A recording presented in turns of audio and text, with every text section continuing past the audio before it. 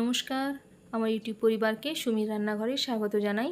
যারা আমার চ্যানেলটিকে সাবস্ক্রাইব করেছেন এবং যারা আমার রান্নাটি দেখছেন তাদেরকে অনেক ধন্যবাদ। আজকের রেসিপি দারুণ স্বাদের সর্ষে ভাপা ইলিশ। এর জন্য প্রথমে 4 টেবিল স্পুন সাদা সর্ষে, 2 টেবিল স্পুন কালো সর্ষে ও হাফ টিস্পুন নুন দিয়ে আমি ভালো করে গ্রাইন্ড করে নিয়ে ওটাকে ছেঁকে নিচ্ছি। এবার ওতে দিয়ে দেব 4 টেবিল স্পুন দই, 2 টিস্পুন হলুদ গুঁড়ো ও 3 টেবিল স্পুন সর্ষের তেল।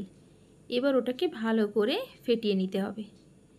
তারপর ওটা ফেটানোর পর আমি ওটাকে কিছুক্ষণের জন্য সাইড করে রেখে দেবো। মাছগুলোকে নুন হলুদ মাখিয়ে নিয়ে ওই ব্যাটারের মধ্যে আমি একে একে দিয়ে দেব। ভালো করে ওটাকে মাখিয়ে ডুবিয়ে দিতে হবে।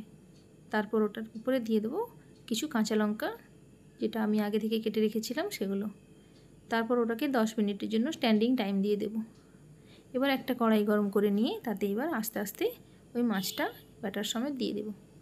দেওয়ার পর ঢাকনা চাপা দিয়ে 5 মিনিটের মতো ওটাকে ফুটতে দিতে হবে।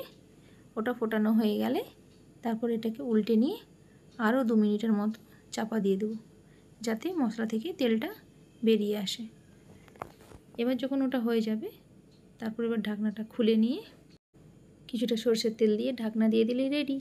বন্ধুরা, রান্নাটি যদি ভালো লেগে থাকে লাইক করে দেবেন এবং আমার চ্যানেলটিকে সাবস্ক্রাইব করে দেবেন। ভালো থাকুন, সুস্থ থাকুন।